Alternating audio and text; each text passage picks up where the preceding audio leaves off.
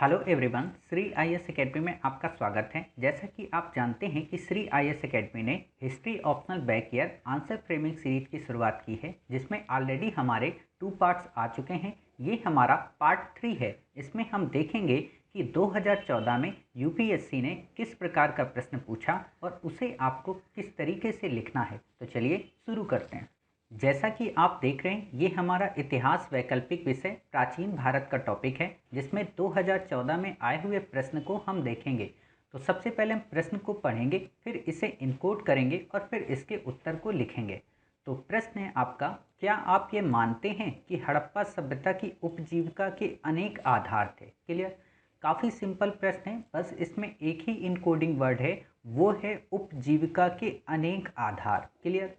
अब आप में से जिन लोगों ने हड़प्पा सभ्यता को पढ़ा होगा या आप में से जिन लोगों ने हड़प्पा सभ्यता बिल्कुल भी नहीं पढ़ी होगी, तो आप बिल्कुल भी चिंतित मत हो। इस प्रश्न में हम काफ़ी डिटेल में हड़प्पा सभ्यता के व्यापार, कृषि, शिल्प उद्योग और नगरीकरण को इस तरीके से पढ़ेंगे कि जब भी आप कोई पुस्तक पढ़ेंगे तो आपके अंदर एक कॉन्सेप्ट डेवलप हो जाएगा। क्लियर।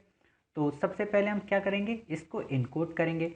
तो इनकोड करने में आपको दिखता है कि आपसे पूछा है कि हड़प्पा सभ्यता के बारे में आपको बताना है और उसकी उपजीविका के अनेक आधारों का आपको जिक्र करना है।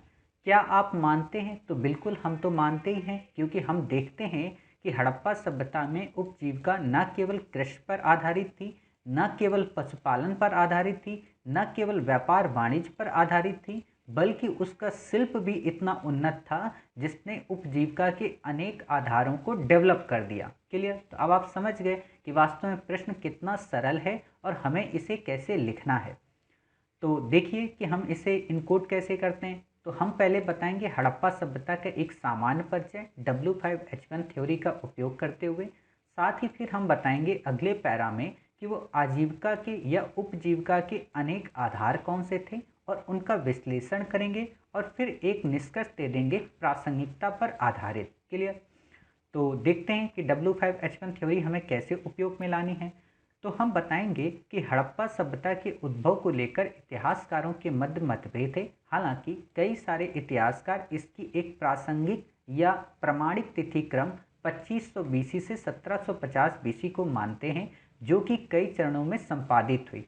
हड़प्पा सभ्यता अब यहाँ पे आप अगले पैरा से उपजीविका के आधार पे शुरू हो जाओगे। आप बताओगे फिर तुरंत कि हड़प्पा सभ्यता में एग्रीकल्चर का क्या बेस था, पशुपालन का क्या बेस था, वाणिज्य व्यापार कैसा था और शिल्प उद्योग कैसा था। क्लियर। अब जब आपने इतनी चीज़ें देख ली कि उपजीविका के अंदर हमें ये 4 पॉइंट्स पढ़ने होते हैं, कई सारे स्टूडेंट्स की आपकी तरफ से रिकमेंड आई कि सर जब आप कोई टॉपिक पढ़ाते हो तो उसके अंतर्गत हमें क्या पढ़ना चाहिए, उन पर संबंधित आप पॉइंट्स बना दिया करें। तो हमने आपसे जैसा कि वादा किया है कि आपकी तैयारी को हम पूरी तरीके से उत्कृष्ट से और उत्कृष्ट बनाने का प्रयत्न करेंगे। तो उसी दिशा में हमने हर एक टॉपिक के कई सारे सब टॉपिक्स बना देते हैं। जैसे अब आप उपजीविका जब देखोगे तो आपको देखना है एग्रीकल्चर, आपको देखना है पशुपालन, आपको देखना है व्यापार वाणिज्य, आपको देखना है शिल्प उद्योग। क्लियर। अब यही चीज़ जब आप ऋग्वैदिक काल में देखोगे तो वहाँ देखना क्या एग्रीकल्चर ज़्यादा था? तो नहीं था। क्या ज़्यादा था? पशुपालन ज़्यादा था। क्या वहाँ व्यापार वाणिज्य था? उतना तो नहीं था। क्या वहाँ शिल्प उद्योग था? तो हाँ था, तो लेकिन निम्न स्तर का था। आप ऐसे बता सकते हो। समझ गए? ये फ्रेम हमेशा अब आपका पूरे मॉडर्न इंडिया तक चलेगा कि एग्रीकल्चर आप देखोगे कि उपजीविका में एग्रीकल्चर चलता है, फिर व्यापार वाणिज्य आ जाता है, फिर उद्योग धंधे आ जाते हैं। समझ रहे? तो जब भी अब आपको उपजीविका कभी भी लिखना पड़े एंशियंट से लगा के मॉडर्न इंडिया तक, तो आपको इन 4 पॉइंट्स को कवर करने हैं। क्लियर। अब आप में से कई सारे स्टूडेंट्स को लग रहा होगा कि ठीक है सर, हम 4 पॉइंट्स को कवर कर लेंगे, लेकिन जब एग्रीकल्चर पर लिखना हो तो कौन से पॉइंट कवर करें, जब पशुपालन पर लिखना हो तो कौन से पॉइंट, जब वाणिज्य व्यापार पर लिखें तो कौन से, और शिल्प पर लिखें तो कौन से। तो हम पहले इन्हीं सबको देखेंगे, फिर हम इस प्रश्न के उत्तर को और अच्छे से गढ़ने का प्रयास करेंगे। क्लियर। देखिए, जब तक आपके माइंड में पॉइंट्स नहीं बनते ना, तब तक आप अच्छा उत्तर नहीं गढ़ पाते हो। और अगर आपके माइंड में पॉइंट्स क्लियर हैं कि जब हम एग्रीकल्चर को देखेंगे तो हमें ये 7 पॉइंट ही देखने हैं, जब हम पशुपालन को देखेंगे तो हमें केवल यही 2 से 3 पॉइंट देखने हैं। जब हम व्यापार वाणिज्य को देखेंगे तो हमें यही 7 से 8 पॉइंट देखने हैं। बस ये सारी चीज़ें आपको देखनी है। तो देखते हैं कि आप अगले में कृषि जब आप देखते हो तो आपको पता होना चाहिए कि जब हम कृषि की बात करते हैं तो कृषि में सबसे इम्पोर्टेंट क्या है कि किसकी कृषि करते हैं, अर्थात वो फसलें कौन सी हैं, और वो जो फसलें हैं वो खाद्यान्न फसलें कौन सी हैं, नगदी फसलें कौन सी हैं। क्लियर, हम ये देखेंगे। साथ ही हम देखेंगे कि जब हम एग्रीकल्चर करते हैं तो तकनीकी कौन सी है, तकनीक का मतलब सिंचाई के साधन कौन से हैं, उर्वरक कौन से हैं, साथ ही हमारे जो क्या कहते हैं हल वगैरह है वो कैसा प्रारूप है, क्या ट्रैक्टर वगैरह है या नहीं है, क्या लोहा था या नहीं था, ये सारी चीज़ें देखते हैं। साथ ही पशुपालन कौन कौन से थे, पशुओं को हम कौन से पालते थे। तो इतनी सारी चीज़ें जब हम देख लिए, ठीक, तब हम समझ जाते हैं कि अच्छा एग्रीकल्चर के अंदर हमें इतने ही पॉइंट्स कवर करने हैं। क्लियर। तो जब आप ये चीज़ें देख रहे होगे तो अब आप देखोगे कि हड़प्पा के संदर्भ में जो फसलें थीं उनका प्रमाण कहाँ से, तो लोथल से हमें धान की प्राप्ति होती है, हड़प्पा से हमें मटर की प्राप्ति होती है, रंगपुर से हमें बाजरा की प्राप्ति होती है, कालीबंगा से हमें चना और जौ की प्राप्त होती है। अब आप बता सकते हो कि इन फसलों का क्या था, विविधीकरण था। समझ गए। देखिए, आप में से कई सारे लोग कहते हो ना कि सर अनेक शब्दों के बदले एक शब्द हम क्या लिखें। आप में से कई सारे लोग लिखोगे कि इसमें काफ़ी सारी फसलें हमें देखने को मिलती हैं या अनेक प्रकार की फसलें। इतनी लंबी लाइन आपको लिखने की ज़रूरत ही नहीं है। आप लिख दो कि फसलों का जो पैटर्न था हड़प्पा सभ्यता में वो काफ़ी विविधीकृत था। क्लियर। अब जब आप व्यापार लिखते हो तो व्यापार में आप देखो कि कौन कौन सी चीज़ें आती हैं। व्यापार में हम देखते हैं कि आयात और निर्यात की वस्तुएं कौन सी थीं, व्यापार का क्षेत्र कौन सा था। आप पढ़ते हो ना कि बोगास कोई और सारगौन के अभिलेख से हमें क्या प्रमाण मिलता है, हमें ये प्रमाण मिलता है, एक तो वो इंद्रमित्र वरुण नासत्य की शपथ लेते हैं। साथ ही आप देखोगे कि आपको कई बार ये देखने को मिलेगा कि दिलमुन और माकन के जहाज हमारे यहाँ लंगर डालते हैं। सारगौन के अभिलेख से आपको ये प्रमाण मिलता है। तो ये सारी चीज़ें व्यापार के क्षेत्र को दर्शाती हैं। विनिमय का माध्यम क्या था, अर्थात मुद्रा कैसी थी, वहाँ पे मोहरों का जो प्रमाण है वो किस प्रकार लिया गया।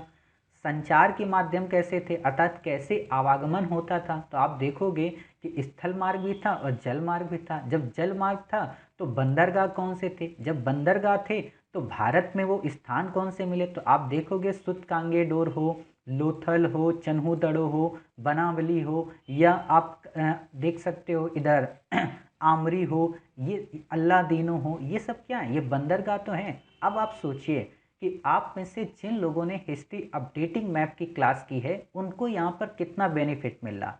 इसीलिए हमने आपके लिए पहले मैपिंग कराया, बाद में आपको क्वेश्चन आंसर, और इसके बाद जब हम क्वेश्चन आंसर ही कर लेंगे और फिर जब हम हिस्ट्री ऑप्शनल पढ़ेंगे, चाहे वो एंशियंट इंडिया पढ़ें, मेडिवल इंडिया पढ़ें या मॉडर्न इंडिया पढ़ें, तो आप यकीन मानिए कि आपके अंदर इतना अच्छा डेवलपमेंट आ जाएगा। जो लोग कहते हैं कि इतिहास काफ़ी कठिन सब्जेक्ट है, इतिहास की समझ हम विकसित नहीं कर पाते, तो आप उसको काफ़ी सहज तरीके से पढ़ने लगेंगे। होता क्या है कि जब आप किसी इंस्टीट्यूट में अपने आप को दाखिल कराते हैं तो वो क्या करते हैं, आपको हिस्ट्री पढ़ाएंगे लेकिन मैपिंग नहीं पढ़ाएंगे, आपको हिस्ट्री पढ़ाएंगे बट क्वेश्चन आंसर नहीं कराएंगे, आपको फ्रेमिंग देंगे लेकिन उस फ्रेमिंग में शब्दों की सीमा का उल्लेख नहीं करेंगे। समझ गए। तो इससे क्या होता है कि आपके अंदर मैच्योरिटी नहीं आती, आपके अंदर थिंकिंग पावर नहीं डेवलप होती, और जब तक आपके अंदर थिंकिंग पावर नहीं डेवलप होती, आप चाहे 12 महीने का कोर्स कर लो, चाहे 18 महीने का कोर्स कर लो, आपके 30 से 40 हज़ार रुपये डूबने हैं तो डूबेंगे। क्लियर। जब तक कि आपको एक सीक्वेंस में ना पढ़ाया जाए। हिस्ट्री की सबसे बड़ी जो डिसिप्लिन है वो है आपको सीक्वेंस में पढ़ाया जाए। अब आप में से कई सारे लोग मॉडर्न इंडिया से पढ़ते हो, और अगर आपको एंशियंट से लगा के मॉडर्न और वर्ल्ड क्लियर ना पता हो तब आप मॉडर्न को वर्ल्ड से रिलेट नहीं कर पाओगे, या जब आप वर्ल्ड पढ़ते हो तो वर्ल्ड को आप मॉडर्न से रिलेट नहीं कर सकते जब तक आपके अंदर उसकी कॉन्सेप्ट की समझ ना हो। इसीलिए हम जब पढ़ेंगे तो पहले हमने मैपिंग आपको कराई, मैपिंग हम करा रहे, बहुत जल्द वो भी पूरी कंप्लीट होने वाली है। फिर हम आपको क्वेश्चन आंसर करा रहे, और क्वेश्चन आंसर के बाद हमारा जो तीसरा फेज होगा उसमें हम हिस्ट्री ऑप्शनल की क्लासेस शुरू करेंगे, और तब आपको अपने आप हर एक चीज़ याद आएगी। जब हम कहेंगे हड़प्पा का व्यापार तो आप कहोगे हाँ सर, हड़प्पा के व्यापार में ये 8 पॉइंट आते हैं। जब हम आपसे कहेंगे कि हड़प्पा की कृषि तो आप कहोगे हाँ सर, इसमें 3 बड़े पॉइंट ये हैं, उनके सब पॉइंट अगर हम कर देते हैं तो 7 पॉइंट्स हो जाते हैं। जब हम कहेंगे शिल्प उद्योग तो आप कहोगे हाँ सर, शिल्प उद्योग के 4 बड़े पॉइंट ये हैं और इनके सब पॉइंट करेंगे तो लगभग 3-3, 2-2 पॉइंट मिल जाएंगे। आपके मन में एक फ्रेम आ जाएगा और अगर आपके अंदर फ्रेम है तो उस फ्रेम के बेस पे पूरी एंसेंट इंडिया को आप कवर कर सकते हो। अब ये जो व्यापार का आपका फ्रेम है, ये आप एंसेंट इंडिया यानी कि हड़प्पा सभ्यता से लेकर मौर्योत्तर, गुप्त, पूर्व मध्यकाल हर जगह इसका उपयोग कर सकते हो। क्लियर? तो आप इन फ्रेम पे काफ़ी अच्छे से ध्यान दीजिए क्योंकि ये फ्रेम आपको सामान्य संस्थानों में, सामान्य पुस्तकों में नहीं मिलते। क्लियर? तो आपने ये देख लिया। फिर आप देखोगे माप तौल के पैमाने क्या हैं, बाट कौन से हैं, व्यापारिक केंद्र कौन से आपको मिलेंगे, चाहे मोहनजोदड़ो हो, चाहे हड़प्पा हो, चाहे बनावली हो, चाहे अल्लादीनो हो, चाहे चोलिस्तान हो, चाहे मुंडीगाक हो, ये सारी चीज़ें आपको देखने को मिलती हैं। फिर हैं व्यापारिक लोग कौन से थे, मतलब उस समय का समुदाय कौन सा था। अब इनमें जो पॉइंट हड़प्पा में मिल जाएंगे उनको हम फिल कर देंगे और जो हड़प्पा में नहीं होंगे वो हम बाद के कालों के लिए रखेंगे। क्लियर? तो एक ऐसा आपके पास मास्टर की होनी चाहिए। आप देखते हो कि बदख्शां से हम लाजवर्द व नील रत्न लाते थे, टिन अफगानिस्तान और ईरान से प्राप्त करते थे, मन का जो धातुएं हैं, औषधियाँ, विलासिता की वस्तुएं, ये सब हम आयात करते थे अलग अलग देशों से। हम अपने यहाँ से हाथी दांत, इमारती लकड़ी, तांबा, सोना, चांदी आदि को निर्यात करते थे। क्लियर? अब जब आपने इतनी चीज़ें लिख दी तब आता है कि शिल्प उद्योग हमारा कैसा था। तो शिल्प उद्योग के बारे में देखिए, हमने अभी क्या बताया था आपको, फसलें कैसी थी, विविधीकृत। शिल्प उद्योग कैसा था, विविधीकृत के साथ साथ विशेषीकृत। विशेषीकृत का मतलब कि जो शिल्प हमने डेवलप किए वो काफ़ी उन्नत अवस्था के थे। क्लियर? यानी कि वो दिखावटी मात्र के नहीं थे, उस समय के वो टॉप क्लास के शिल्प हम डेवलप करते थे। तो कैसे थे, प्रस्तर के देखने को मिलेंगे अर्थात पत्थर के, मिट्टी के भी हमें देखने को मिलते हैं, धातु के भी मिलते हैं और कास्ट यानी कि लकड़ी के भी। अब कई सारे लोगों को ये पॉइंट्स ही नहीं पता होते हैं कि शिल्प में हम कितने प्रकार के शिल्प पढ़ते हैं।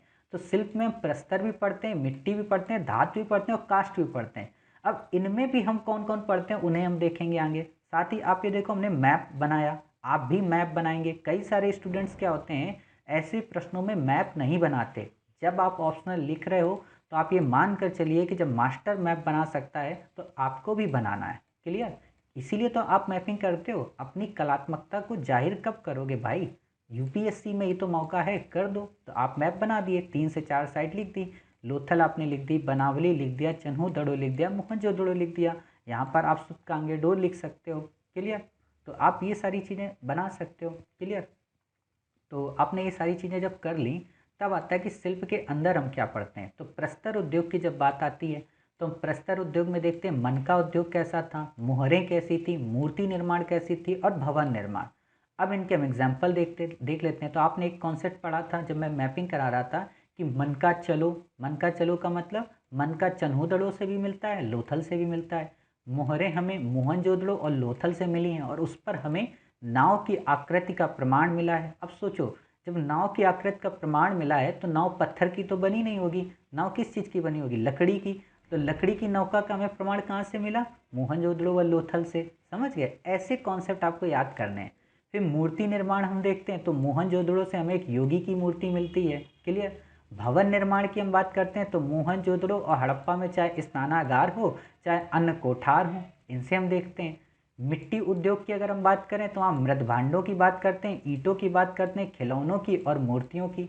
मूर्तियों में हमें चोलिस्तान और हरियाणा के बनावली से कई सारी चीज़ें मिलती हैं। ईंटें हमें मोहनजोदड़ो से मिलती हैं काफ़ी सारी। क्लियर? तो हम इन सारी चीज़ों का जिक्र कर सकते हैं।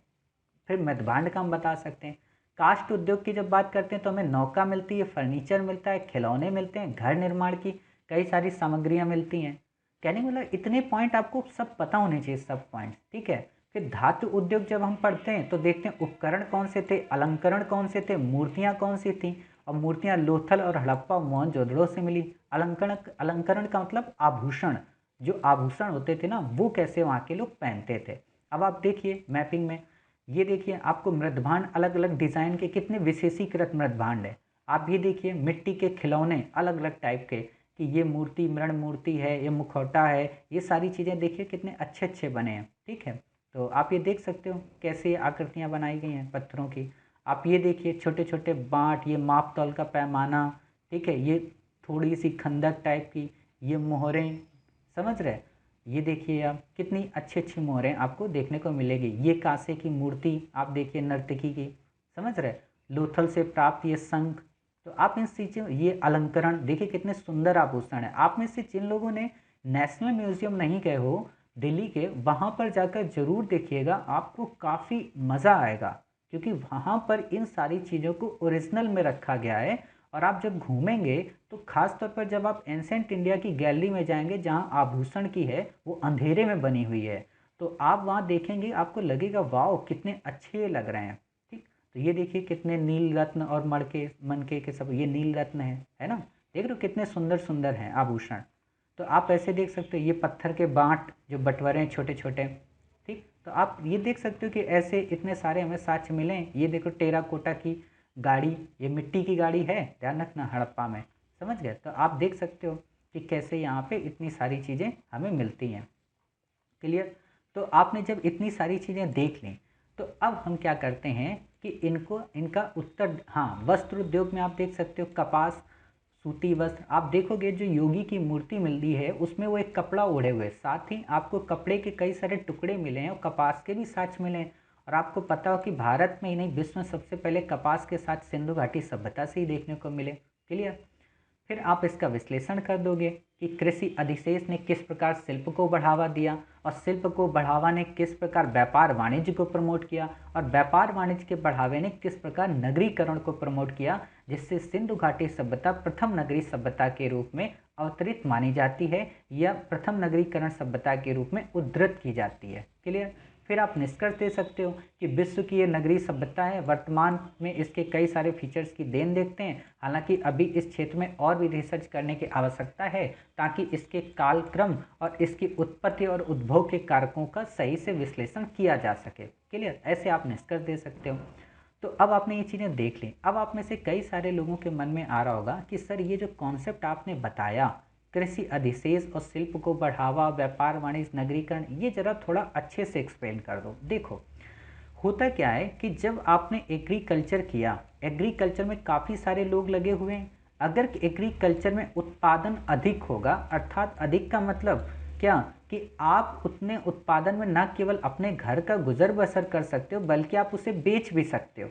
तो आप में से क्या सोचेंगे परिवार के कई सदस्य कि चलो हम सब लोग इस काम में तो संलग्न हैं, अब उत्पादन भी बढ़ रहा है, तो एक काम करते हैं, इससे हट के कई सारी और गतिविधियां करें जिससे पैसा हमें वहाँ से भी मिले। तो इन लोगों ने अन्य गतिविधियाँ क्या की, छोटे छोटे शिल्प उद्योग को बढ़ावा दिया। अब उन छोटे छोटे शिल्प उद्योगों का क्या हुआ कि कई सारे व्यापारियों ने इनसे कहा कि भाई साहब आप हमारे प्लेटफॉर्म पे आकर बेचिए ना, अर्थात अमेजन जैसी बड़ी कंपनियों ने कहा कि आप ये छोटे छोटे उद्योग हैं ना, जैसे ट्राइफेड वगैरह की, हमारे यहाँ ले आइए। तो जब ये लोग वहाँ ले आए तो इनके शिल्प को क्या मिला, बढ़ावा। जब इनके शिल्प को बढ़ावा मिला तो उन व्यापारियों को क्या मिला कि व्यापार वाणिज्य की प्रगति की दिशा हुई। अब व्यापार वाणिज्य में उन्होंने तो पहले आंतरिक व्यापार किया, जब आंतरिक व्यापार से उन्होंने देखा कि अब उनकी डिमांड विश्व स्तर पर जा सकती, तो उन्होंने बाह्य व्यापार शुरू कर दिया। जब बाह्य व्यापार शुरू कर दिया तो सोचो कि इनके व्यापार में क्या हुआ, प्रगति हुई, या आप कह सकते हो उन्नति हुई। और जब उन्नति हुई, पैसा ज़्यादा आया, इनकम हुई, तो ये लोग क्या करेंगे व्यापारी वर्ग कि हम अच्छे से अच्छा खाना खाएं, अच्छे से अच्छे घरों में रहें, अच्छी से अच्छी सोसाइटी बनाएं। तो ये लोग अपनी अलग प्रकार की आबादी बसाने लगे, अलग प्रकार का माहौल बनाने लगे, और उस व्यापार वाणिज्य ने क्या किया, नवीन नगरों का उद्भव किया। हालांकि नगरीकरण के लिए व्यापार वाणिज्य ही एकमात्र कारण नहीं होता, और भी कई सारे कारण होते हैं। जैसा कि आप में से एक प्रश्न देखा होगा, आंसर राइटिंग की सीरीज में हमने काफ़ी डेप्थ में कराया था कि पूर्व मध्यकाल के बाद जो मध्यकालीन भारत है वहाँ पर नगरीकरण की क्या प्रक्रिया रही, या उसके लिए कौन से जिम्मेदार कारक रहे। नॉर्मल तौर पर यही माना जाता है कि एग्रीकल्चर के सरप्लस ने ही नगरीकरण को बढ़ावा दिया होगा, या व्यापार वाणिज्य के सरप्लस ने, या शिल्प के सरप्लस ने। लेकिन कई सारे अन्य फीचर भी होते हैं जहाँ से नगरों की उत्पत्ति होती है। तो आप लोग उस प्रश्न को देखेंगे तो आपको और अच्छे से कॉन्सेप्ट समझ में आ जाएगा। तो आप देखोगे कि जब नगरीकरण को ये प्रमोट करेंगे तो क्या होगी, वहाँ संपन्नता आएगी, अर्थात व्यापार वाणिज्य की संपन्नता ने नगरीकरण को प्रमोट कर दिया। तो आप ऐसे इस प्रश्न का उत्तर लिख सकते हो। ठीक, अब हम अपने प्रश्न को देखते हैं। जो हमने प्रश्न अभी ये किया, हमने अभी तक तो फ्रेम बताया, अभी हमने ये नहीं बताया कि आपको उत्तर कैसे लिखना है, क्योंकि आप में से कई सारे लोग डर गए होंगे कि सर इतना बड़ा फ्रेम हम कैसे करेंगे। बेसिकली हम आपको एक टॉपिक के साथ में कई सारे सब टॉपिक भी कवर कराने की कोशिश करते हैं कि अगर आप ऑप्शनल नहीं पढ़े हो तो भी आपको ये फील हो कि हाँ आप किसी ऑप्शनल वाले से कम नहीं हो। क्लियर। अब आप इसका उत्तर कैसे लिखोगे, तो मैं आपको उत्तर पूरा बता दे रहा हूँ। आप इसकी शुरुआत ऐसे करो कि हड़प्पा सभ्यता का उद्भव 2500 बीसी से लेकर 1750 बीसवी तक माना जाता है। हालांकि इसको लेकर इतिहासकारों में मतभेद है। इसकी उत्पत्ति के संदर्भ में भी कई सारे विचार संलग्न हैं, चाहे वो बाह्य उत्पत्ति का हो यानी कि विदेशी संस्कृति का हो, या फिर हम अपनी देसी उत्पत्ति के सिद्धांत को लेकर मानते हैं। जब हम हड़प्पा सभ्यता की बात करते हैं तो यहाँ पर कृषि अधिशेष ने न केवल शिल्प को बढ़ावा दिया बल्कि शिल्प के बढ़ावे ने व्यापार वाणिज्य को प्रमोट कर यहाँ पर उपजीविका के अनेक साधनों को प्रासंगिक बनाया या अनेक साधनों को उत्पन्न किया। चाहे वो अब बताओगे कि कृषि के द्वारा फसलों के माध्यम से कैसे प्रमोशन मिला, कैसे शिल्प उद्योग में अलग अलग प्रकार के शिल्प के प्रमोशन से लोगों को रोजगार मिला, कैसे भवन निर्माण से लोगों को रोजगार मिला, कैसे काष्ठ के निर्माण से, कैसे नौका निर्माण से, आप ये सारी चीज़ें बताओगे। फिर आप बता दोगे कि व्यापार वाणिज्य ने भी लोगों की उपजीविका के अनेक आधार प्रदान किए, चाहे वो बाह्य स्तर पर हो चाहे आंतरिक स्तर पर हो। साथ ही कई प्रकार के व्यापारिक केंद्रों ने भी लोगों की उन्नतिकरण में सहायक की भूमिका निभाई, और उन व्यापार केंद्रों का आप जिक्र कर दोगे, आप उसमें मैप बना दोगे जैसा कि मैप मैंने आपको दिखाया। क्लियर। आप एक दो तथ्य डाल दोगे, तथ्य डालने के बाद फिर आप निष्कर्ष की विश्लेषण की ओर जाओगे कि इन्होंने किस प्रकार आर्थिक संपन्नता को प्रमोट किया, किस प्रकार सामाजिक समरसता को प्रमोट किया, जो कि उन समय के समाज और नगरीकरण में देखने को मिलते हैं। हालांकि हमें इस बात के तो पूर्ण साक्ष्य नहीं मिलते कि समाज का वर्गीकरण कैसा था, या इस बात के भी पूरी तरह से जब तक लिपि नहीं पढ़ी जा सकी उपजीविका के संदर्भ में कि उस उपजीविका का स्तर उच्च और निम्न वर्ग के मध्य कैसा था, या आर्थिक समानता का कॉन्सेप्ट कैसा था, इस बात के प्रमाण नहीं मिलते। फिर भी हम ये कह सकते हैं कि समकालीन समय में हड़प्पा सभ्यता का जो व्यापार वाणिज्य या जो उपजीविका के साधन थे वो अन्य सभ्यता और संस्कृतियों की अपेक्षा काफ़ी उन्नत थे। क्लियर। अब फिर आप बता सकते हो निष्कर्ष के तौर पर इसने वर्तमान संदर्भ में कई सारी अन्य सभ्यता और संस्कृतियों को प्रभावित किया, साथ ही इसने कई सारे ऐसे फीचर को प्रासंगिक बना दिया जो आज भी चलायमान है। इतना कह के आप अपना उत्तर कंप्लीट कर दोगे। क्लियर। तो उम्मीद है आपको न केवल इस प्रश्न का उत्तर मिला होगा बल्कि इससे संबंधित जो फ्रेम्स हैं, चाहे वो आजीविका के आधार के फ्रेम हो, चाहे एग्रीकल्चर को लेकर फ्रेम हो, चाहे वो आपके व्यापार वाणिज्य को लेकर फ्रेम हो, साथ ही आप जितने भी शिल्प पढ़ते हो उनसे संबंधित फ्रेम हो, इनका एक आपको बेहतर उत्तर और बेहतर शॉर्ट फॉर्म में पूरी हड़प्पा सभ्यता के व्यापार वाणिज्य और इकोनॉमी का प्रमाण मिल गया। क्लियर। तो इसी तरीके से आप हमारे प्रश्न को देखते रहिए, हम काफ़ी अच्छे अच्छे प्रश्न आपके साथ शेयर करेंगे। तब तक अपना ख्याल रखिए और स्वस्थ रहिए।